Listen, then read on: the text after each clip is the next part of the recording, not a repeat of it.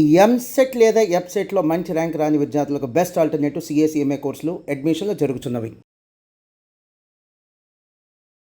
వాగర్థావివ సంపృక్తౌ వాగర్థ ప్రతిపత్తయే జగతః పితరౌ వందే పార్వతీ పరమేశ్వరౌ. ఆదిత్యాయ చ సోమాయ మంగళాయ బుధాయ చ గురుశుక్ర శనిభ్యశ్చరాహవే కేతవే నమః.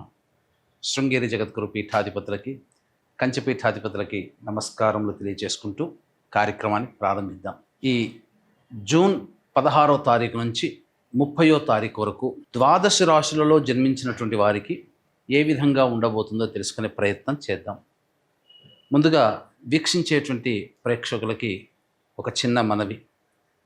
చాలామంది ఎంతో గొప్పగా ఆదరిస్తూ వస్తున్నారు ఈ యొక్క రాశుల ఫలితాలకు సంబంధించి. ప్రతి 15 రోజులకు ఒకసారి చేస్తూ ఉన్నాం. అయితే కొంతమంది ఈ చెప్పినటువంటి ఫలితాలు మాకు వ్యతిరేకంగా జరుగుతున్నాయి అనేటువంటి యొక్క అంశము, ఎందుకు మాకు జరుగుతున్నాయి అనేటువంటిది కూడా బాధను వ్యక్తం చేస్తున్నారు. అయితే గమనించినటువంటి అంశం ఏంటంటే, చాలామంది కన్ఫ్యూజన్ అనేటువంటిది అవుతున్నారు అనేటువంటిది. అంటే వాళ్ళకి పుట్టినప్పుడు జన్మ నక్షత్రం ఒకటి ఉంటుంది, కానీ ఆ నక్షత్రాన్ని బట్టి రాశి ఉంటుంది. ఆ రాశిని మీరు పరిగణనలోకి తీసుకోకుండా మీ యొక్క నామ నక్షత్రానికి మాత్రమే ఉన్నటువంటి రాశిని పరిగణనలోకి తీసుకుంటున్నారు. ఉదాహరణకి కోదండరాం అనేటువంటి పేరుంది. అది ఆ కోదండరాం అనేటువంటి యొక్క రాశి జన్మతః ఉన్నటువంటిది కుంభరాశి అని అనుకుందాం.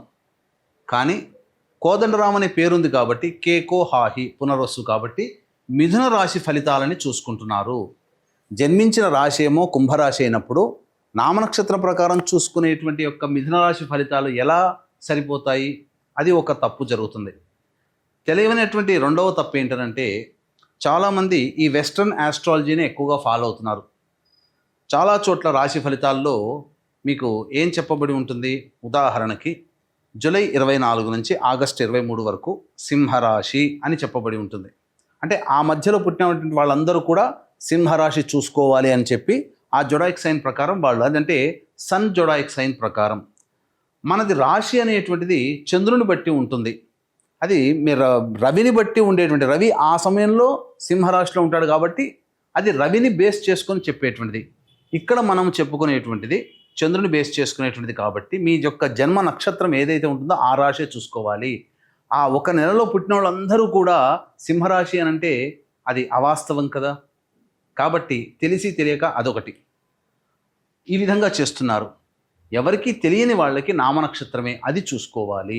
అందులో కూడా చాలామంది ఇప్పుడు శ్రీనివాస్ అంటే కుంభరాశి చూసుకుంటున్నారు, కానీ చూసుకోవాల్సింది తులారాశి, ఇలా అన్నమాట.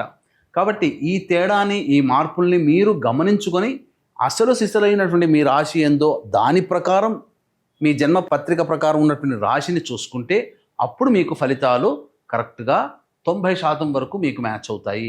మనం చెప్పుకునేటువంటిది దినచర్యలలో భాగంగా రోజువారీ కార్యక్రమంలో ఏ రోజు ఆదాయం ఖర్చు ఎలా ఉంటుంది, ఏ రోజు మానసిక పరిస్థితి మంచిగా లేదా ఆందోళనగా ఉంటుంది అనే విషయాల్ని మనం క్లుప్తంగా తెలియచేసుకుంటున్నాం. కాబట్టి ఇవి విషయాలు పరిగణలోకి తీసుకొని మన ఈ చెప్పబడేటువంటి రాశి ఫలితాలు మీరు ఆపాదించుకున్నట్లయితే 90% వరకు మీకు అవి సరిపోతాయి దినచర్యలో, రోజువారీ కార్యక్రమంలో.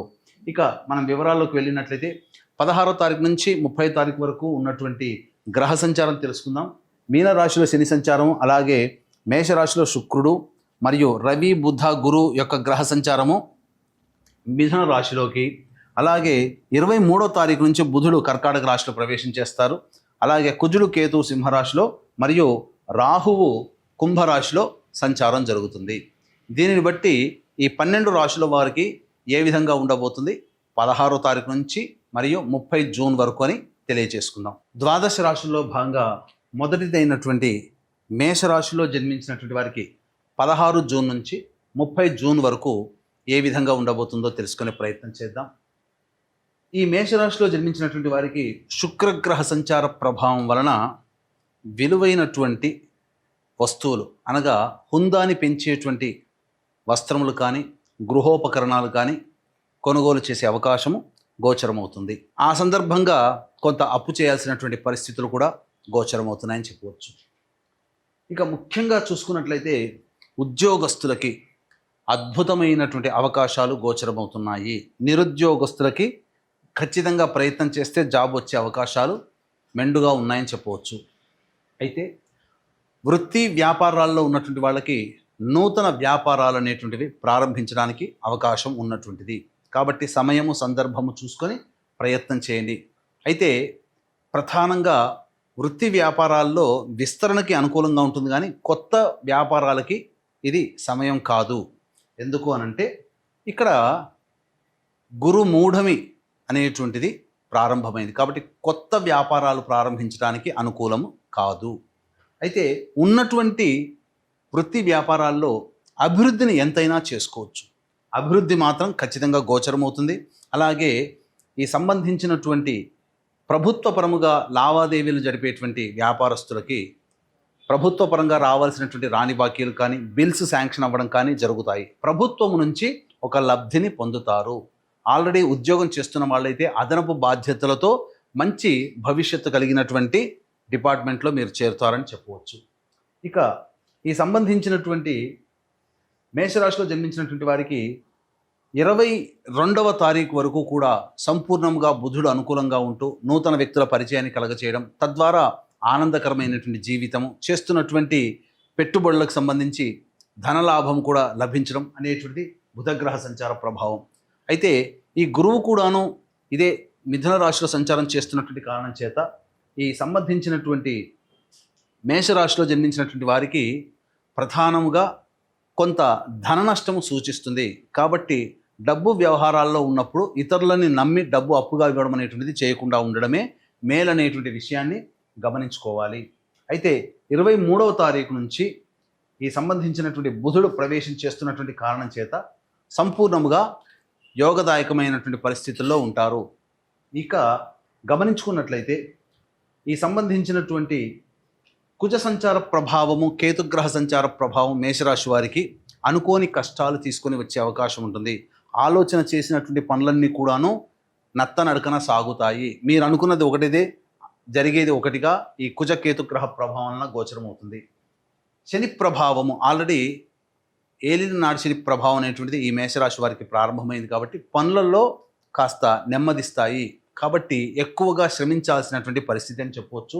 రాహుగ్రహ సంచార ప్రభావం వలన మంచే జరుగుతుంది. అన్ని విధాలుగా అన్ని విషయాల్లో మీకు యోగదాయకముగా విజయాన్ని సంప్రాప్తించే విధంగా ఉంటుంది. ఏ తర్వాత చెప్పొచ్చేది ఏమిటంటే బుధుడు అనుకూలంగా లేడు, గురువు అనుకూలంగా లేడు, శని అనుకూలంగా లేడు, కుజుడు కూడా. కాబట్టి ఓవరాల్గా మిశ్రమమైనటువంటి ఫలితాలు ఈ మేషరాశిలో జన్మించినటువంటి వారికి ఉంటుంది.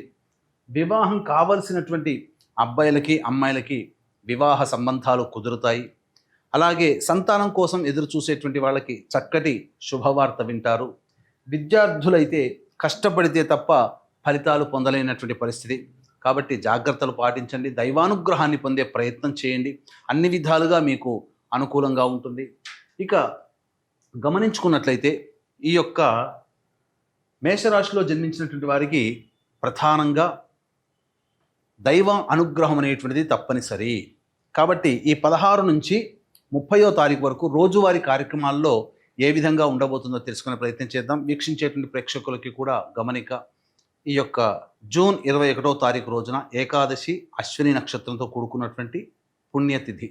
ఈ రోజున జాతకరీత్యా కలుగు విద్య, వివాహ, ఉద్యోగ, దాంపత్య, అనారోగ్య సమస్యల నివారణ కోసమై మరియు మేష, మిథున, కర్కాటక, సింహ, కన్య, తుల, వృశ్చిక, ధనస్సు, కుంభ, మీన రాశిలో జన్మించినటువంటి వారికి శని దోష పరిహారార్థమై సర్వదోష నివారణ పూజలు, హోమాలు జరిపించి శక్తిపాతము చేయబడినటువంటి శంకరుంగలి మాలని మీకు ఇవ్వడం జరుగుతుంది. ఈ మాలని ధరించడం ద్వారా పాజిటివ్ ఎనర్జీ వస్తుంది, ప్రశాంతత కలుగుతుంది, సమస్యలు తీరుతాయి. ఇక రోజువారీ కార్యక్రమంలో భాగంగా 16వ తారీఖు రోజున చేస్తున్నటువంటి 16, 17, 18 ఈ 3 రోజుల్లో చేస్తున్నటువంటి కార్యక్రమాల వలన మీకు అభివృద్ధి కలుగుతుంది, ధనప్రాప్తి గోచరం అవుతుంది. అలాగే రాని బాకీలు వసూలవుతాయి. అన్ని వృత్తి, ఉద్యోగ, వ్యాపారాల్లో ఉన్నటువంటి వాళ్ళకి శుభ సూచకంగా చెప్పబడి ఉంది. ఇక 19, 20వ తారీఖులో కనుక చూసుకున్నట్లయితే అనుకోని ప్రయాణాలు గోచరమవుతున్నాయి. అలాగే నిద్రాభంగము అనగా సరిగ్గా నిద్ర పట్టకపోవడము, అలాగే ప్రతి పని యందు కూడాను ఆటంకాలు ఏర్పడుతుండడం గోచరమవుతుంది. ప్రశాంతత లేని జీవితాన్ని ఈ 19-20 తారీఖులో పొందుతారు. 21-22 తారీఖులో గనక చూసుకున్నట్లయితే పెండింగ్లో ఉన్నటువంటి పనులన్నీ కూడాను పూర్తి చేసుకుంటారు. విందులు వినోదాల్లో మీరు పాల్గొంటారు. కుటుంబ సభ్యులతో ఆనందంగా గడుపుతారు. ఒక బాధ్యతని కంప్లీట్ చేసుకున్నామనేటువంటి ఒక భావనతో ఈ 21-22 తారీఖుల్లో ఆనందంగా గడుపుతారని చెప్పవచ్చు. 23-24 తేదీల్లో చూసుకున్నట్లయితే కుటుంబపరమైనటువంటి వివాదాలు ఏర్పడతాయి. మనస్సు చంచలంగా ఉంటుంది. ఏ పని యందు శ్రద్ధ ఉండదు. ప్రధానంగా ధనపరమైనటువంటి నష్టాలు సూచిస్తున్నాయి కాబట్టి జాగ్రత్తలు పాటించండి. 25-26 తారీఖుల్లో మిత్రులు సోదరుల యొక్క సహాయ సహకారాలతో మీ సమస్యలన్నీ పరిష్కరించుకుంటారు. రాని బాకీలు వసూలవుతాయి. ప్రధానంగా ఆనందంగా జీవిస్తారు. ధనపరమైనటువంటి సమస్యలు తీరుతాయి. అవసరానికి మరియు ఖర్చులకి మించినటువంటి ఆదాయం లభించడం ద్వారా మీకున్నటువంటి సంతోషాన్ని అధిక మొత్తంలో పొందుతారని చెప్పవచ్చు. ఇక 27, 28, 29 తారీఖుల్లో కనుక చూసుకున్నట్లయితే వాహనాన్ని నడిపేటప్పుడు జాగ్రత్తలు పాటించాలి. ముఖ్యంగా పెట్టుబడుల విషయంలో జాగ్రత్తలు పాటించాలి. తల్లిగారి ఆరోగ్యం పట్ల శ్రద్ధ వహించాలి. గృహోపకరణాలకి గృహ మరమ్మతులకి అధిక మొత్తంలో డబ్బును వెచ్చిస్తారని చెప్పవచ్చు. ఇక 30వ తారీఖు రోజున మీ ఆరోగ్యం పట్ల శ్రద్ధ వహించండి. అనవసరంగా వృధా కాలయాపన జరుగుతుంది. ఏ పని యందు కూడాను శ్రద్ధ ఉండదు. ఇది 16వ తారీఖు నుంచి 30వ తారీఖు జూన్ వరకు మేషరాశిలో జన్మించినటువంటి వారికి ఉండబోయేటువంటి ఫలితాలు.